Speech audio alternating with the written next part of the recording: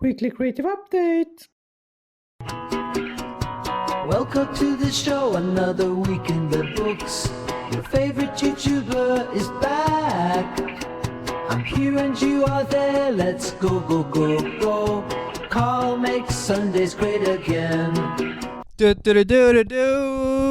Hello, and welcome to yet another episode of the Weekly Creative Update. I'm your host, and my name is Carl, and I'm an artist. And here on this show, I share my artistic journey. I share my artistic endeavors, what I have been doing the last week, a sort of little recap of the week that has been going on.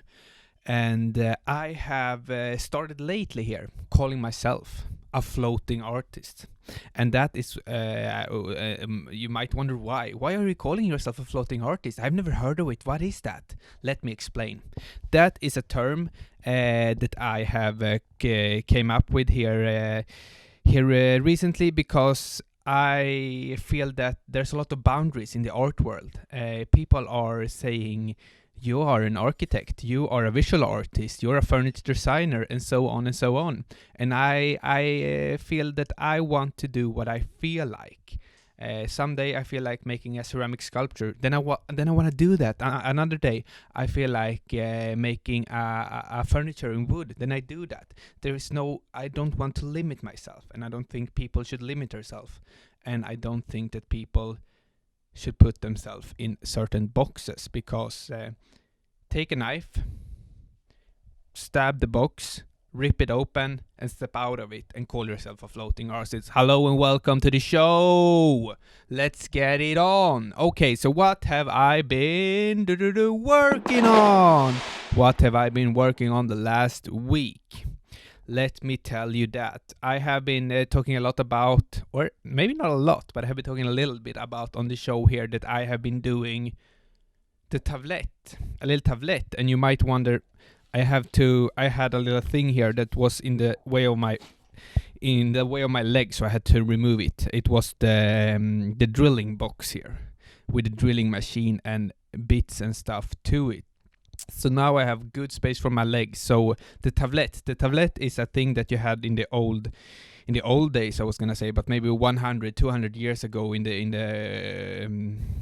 the farmer community. I can't really translate it from Swedish, but you had this decorated shelf in your home, and that was a special place for the only book that you had in your home.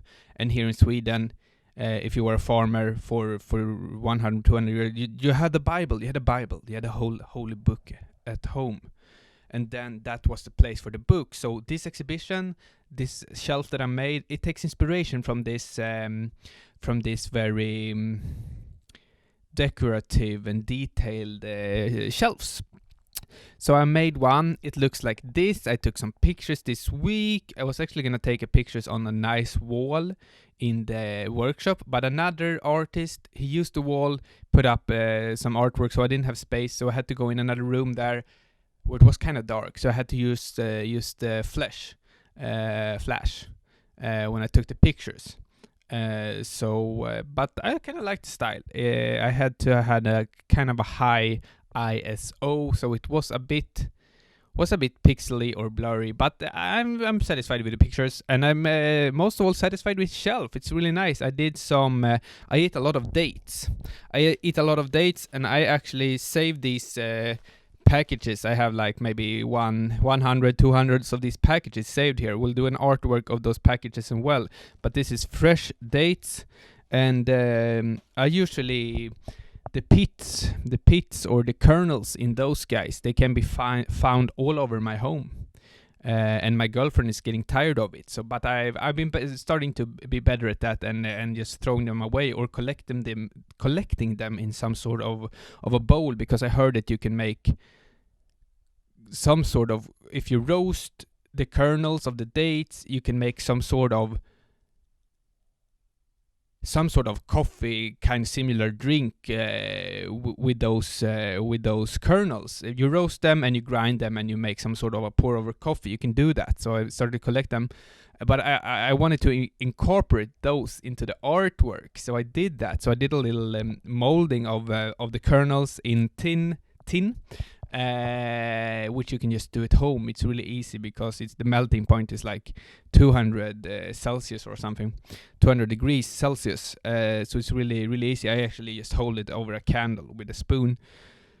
And those are the guys that I put on the shelf as well. Some little decoration, the personal decoration from me, some kernels from dates. That was a nice one. So that project will be exhibited in Stockholm in a group exhibition with me and maybe 7 or 8 other makers of it stuff. 20th of February at a place called Crumhaven, I believe. So that will be nice. Looking forward to it. It's done, over and done. Can move on to the next thing. And the next thing is that this coming week, I will be going to Rome because I received a travel grant for a little while ago here, and then in the grant it said you have got some money that you will get here for going away on the trip to Rome. So we'll be doing that here this coming week. So guys, if you have any recommendations, leave them down in the comments down below. If you're in Rome, want to grab a coffee or something, leave it down in the comments below. And I will be answering it. So that will be nice. I had an exhibition here for a little more than a year called Rome Makes Sculpture Look Easy. That was also a project based upon Rome. When I was there for 1.5 years ago, took some pictures and developed those into an exhibition or to sculptures and installations and stuff like that. So I want to go back there. I want to take more pictures. I want to document more kind of stuff in the city, in the eternal city of Rome. And then I will try to develop that project further on. That project was called Rome Makes Sculpture Look Easy, and this time the project might be called Tradurre Roma, translate Rome, in Italian. So that's a fun one. I will be getting on with that. Maybe we'll be doing some sort of little vlog kind of style while I'm in Rome, forcing my girlfriend to film me a bit, walking around on the streets, taking pictures, talking about the upcoming projects, talking about thoughts, just doing a nice little video in my style that I like. And if you have been sitting here, or you're new to, if you're new to the channel, very welcome to you, special welcome to you. And then you might be wondering, why is he not editing the videos? And that I can tell you. I have said this a lot of times, so the old viewers might be tired of this. But I think it's important to repeat yourself, and I'm doing this to keep myself accountable. I know that every Sunday when I press the record button, I'm just doing it in one take. And the one take, when I press the button, when I go in front of the camera, and I'm here, I'm in the moment. I think this is sort of a meditation for me when I know I need to be present, I need to talk, I need to reflect upon things, and then there is no other things in the world that is important. It's only me, the microphone, the camera, the thoughts going into it, and I need to be 100% here and now and be focused. And that's what I think is important to me, and that's why I'm just doing it in one long take. And I think that's a great way to do it, a great way to meditate, a great way to sketch. I also see this as a sketchbook. This is a sketchbook for me. I'm sketching in words, I'm sketching in thoughts. I am keeping myself accountable on doing this, and it's really fun, and there's a lot of people joining in, and I love it. I love every one of you equally. Every one of you who is watching this, you are the best. You are the best people in the world. Okay, but let's get on. Have I done anything more this week?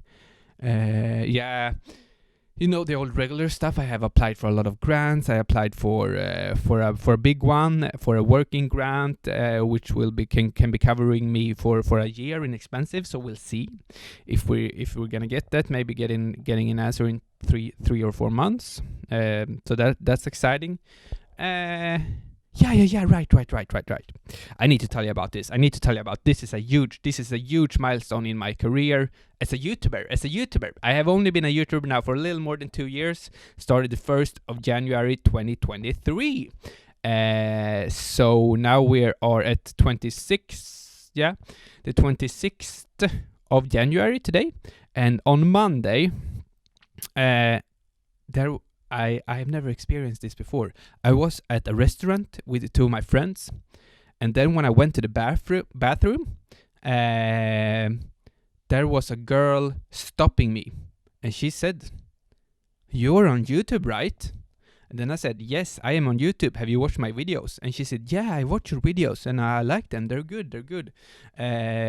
And she approached me, and we talked for 10 15 minutes or something, about the creative stuff, and about how she's been interested in going to a preparing art school, and she watched my videos when she was trying to apply for those kind of things, but she ended up not applying. And then I said, "Oh, you should really apply, because preparing art school, or as they're called in Swedish, folkhögskola, they're really, really nice. They're really, really nice, and I really recommend it." So I think she got a bit. She might gonna do another try at it. So it was a great conversation. But the thing was, this was the first time that I ever got approached in real life by a viewer that I not know from before.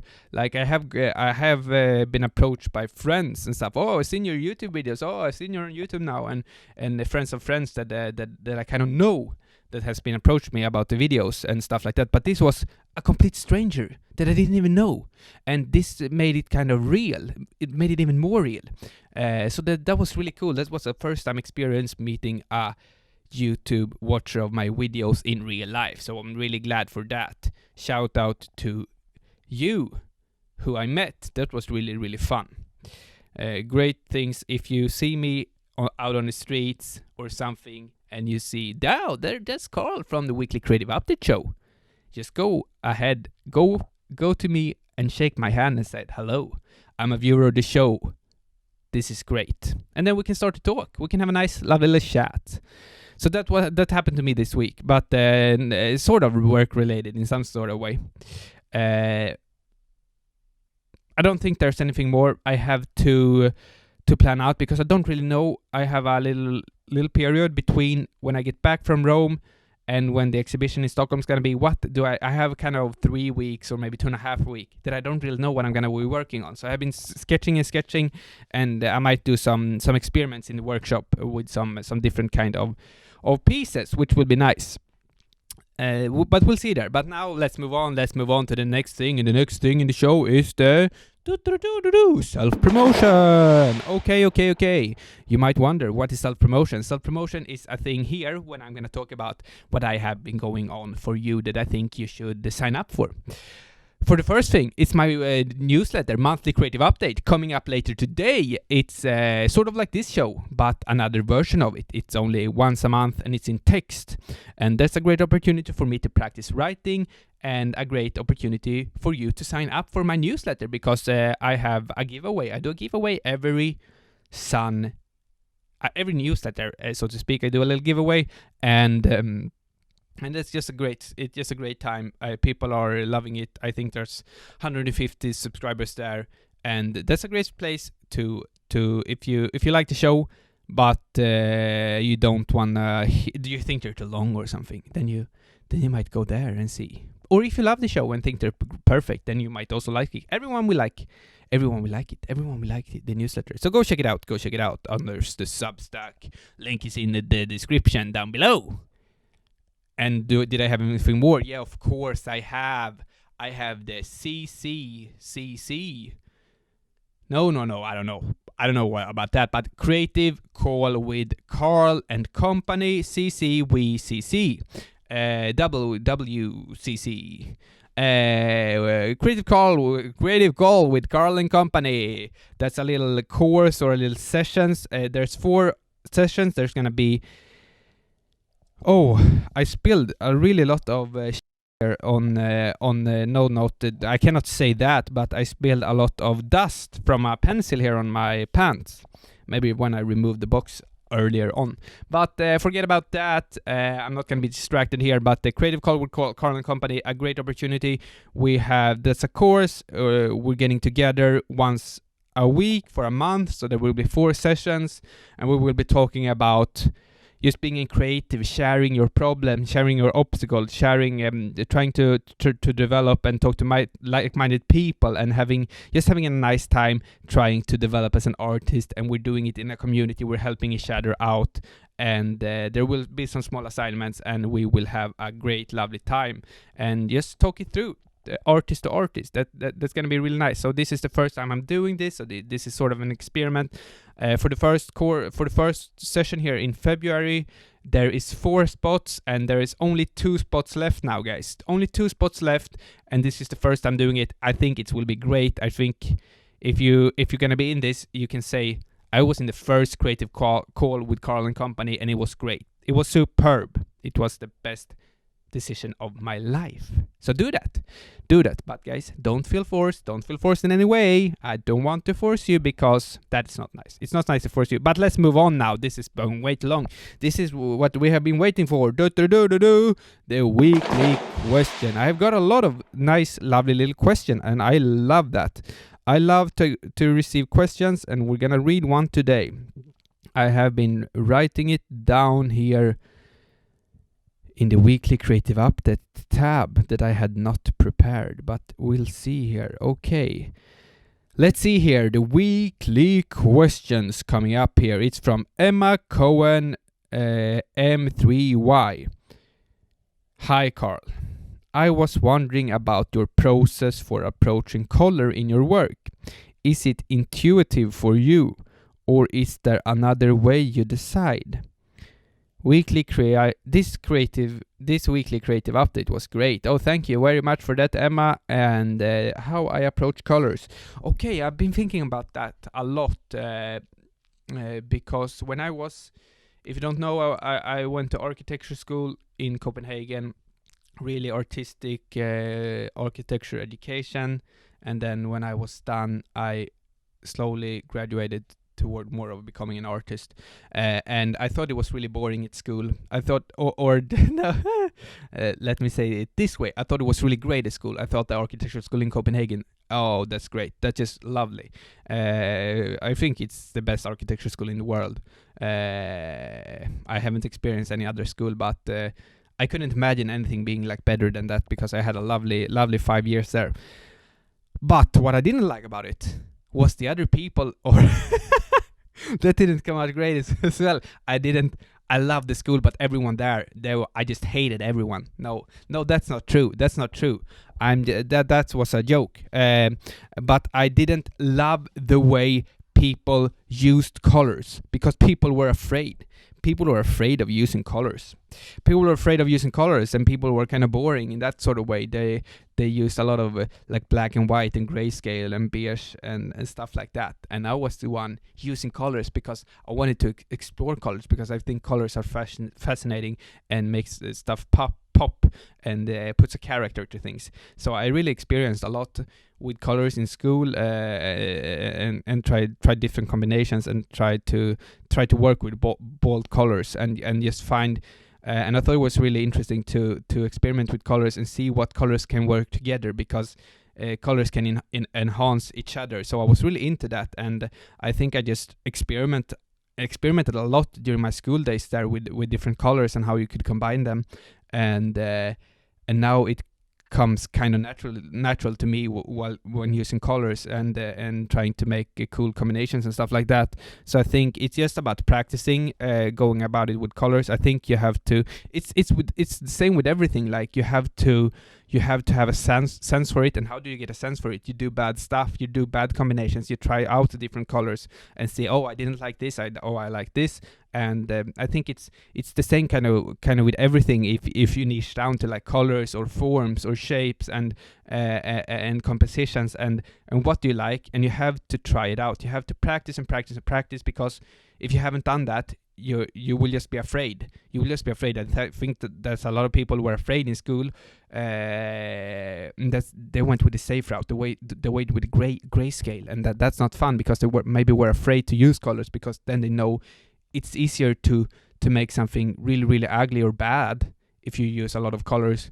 But it's easier to be on the grayscale and be on the safe side, and people don't want to take risks because they're afraid. They're afraid to make themselves look stupid, and if you're afraid to make yourself look stupid, you will be stupid for your whole life. You have to be stupid to become smarter and become better at stuff. You have to be vulnerable, and you have to do really, really, really bad stuff, and you have to learn through that. That's how you learn. And I think it's the same with everything here in life, and people have have too much of an ego. You have to let go of the ego. It's like you have to kill your ego to be able to achieve anything here in life, and to really develop. So just try to experiment with colors. That's how I did it. I just experimented, and I still do.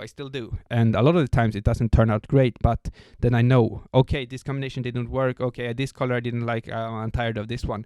But I think you just have to do it all over again and try, and then you will develop a sense for it. I think I have kind of a good color sense and how you can use colors. So, but that has been through years of experimenting with that. But now I have been working with without colors, or with wood and just oil, and I think that's great as well.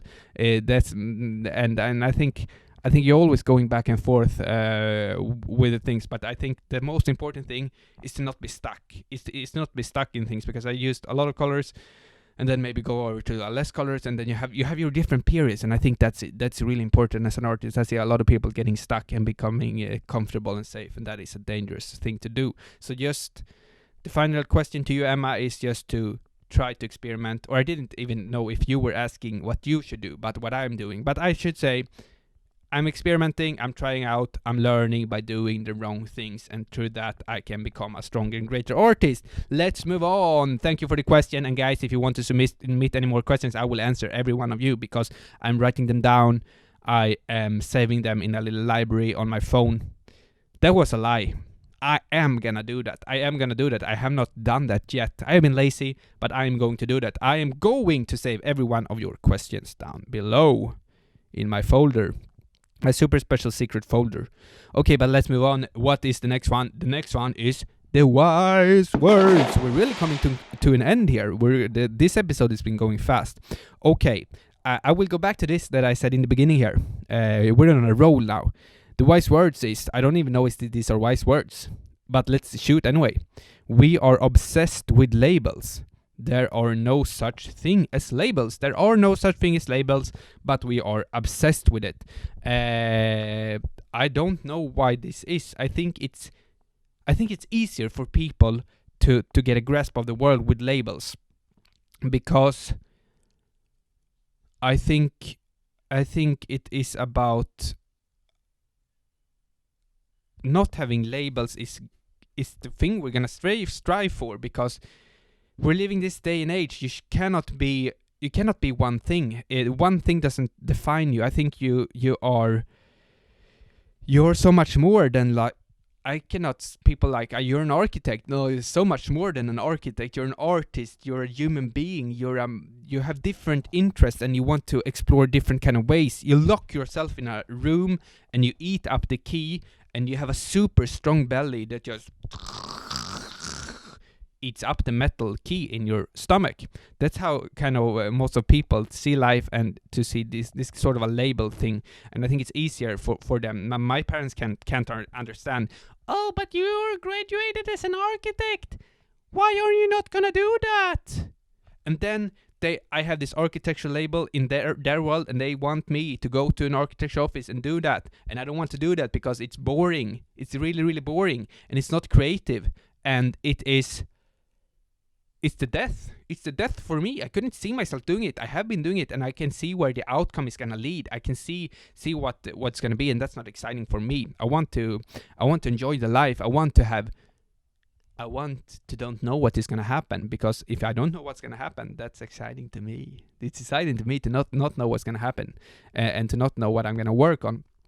So removing the labels, but I think it's kind of hard when when you're going into a party and you're gonna explain who you are. People love this stuff, and a lot of people, what do you do? I work at a bank. And then you're the bank man. You're the bank man. Okay, you're working at a bank. Okay. I'm a mailman. But you could also say I'm a food maker, because if you're a human being and you're living, if you're still living, you can some way you provide yourself with food. You take some sort of things coming into your mouth containing calories. You have to make that. Or you can buy it. But then you can say I'm a food buyer. But the thing that most people say is what they do. What are you? What do you do? What do you do? I'm a food buyer. I could say I'm a food buyer because I buy food from the store and then I prepare it. Try to mostly buy whole foods and then prepare it. This is my preparation. That's just what I prefer. But you I think differently. Like Steve Jobs said, it's great. Think different, and that's great. That's great. He was a fruitarian. He only ate fruit. I think fruit is nice. Fruit is nice. I love bananas. I love dates. But that was not the point here. The point was that we're obsessed with labels and we have to get away from that, I think. I don't think that labels should define who you are. And I've been thinking a lot about this because I've also been talking about this here on the show. But when applying for grants, you have to decide what you are. Are you a furniture maker? Are you or a designer? Or are you working with architecture? Or are you working with visual arts? And so on. And I find it really hard for me, being a floating artist, deciding what I'm gonna pick there. So why can't I pick everything? You can't do that because it's easier for people to put people in labels and they feel more comfortable. People get uncomfortable because they don't have a grasp on me.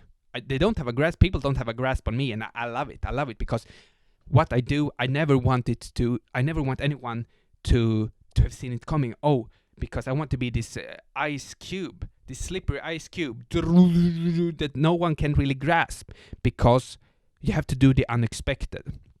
And to do the unexpected, people will get scared. People will get, Carl is like a slippery ice cube. I don't even know what he's going to be.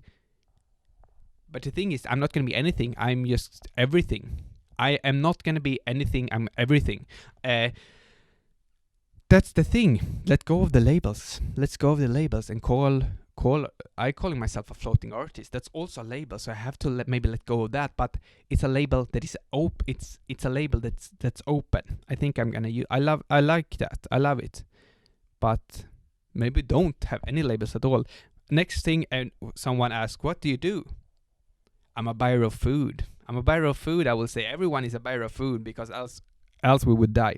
But let go of the labels, guys. I think that's important. I believe that it is it's doing more harm than good with labels and stuff like that. So if we can move away from that, that would be great. So guys, thank you for me, and thank you everyone for watching. Have we even any time left here on the show? Yeah. I have the recording closes down after 30 minutes on the camera. I don't even know how to shut it down, but we are 28 minutes now. And my voice is getting a bit sore here. But thank you for watching. If you want to have any questions, leave them down below. And if you still are here and love the show, you know that I'm an artist, and the income sources in the beginning of my career, they're not the best. Depending on grants. So I have seen that some of you have paid subscribed to my newsletter.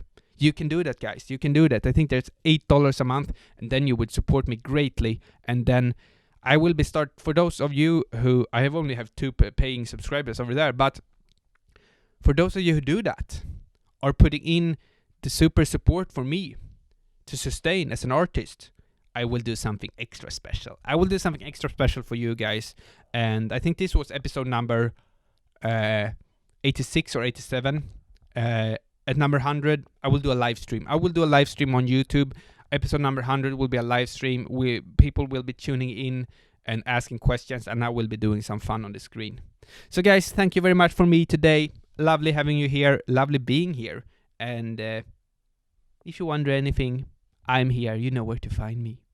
And I'm signing out. I'm signing out with a song. This is an outro. I love you all. See you in the next one.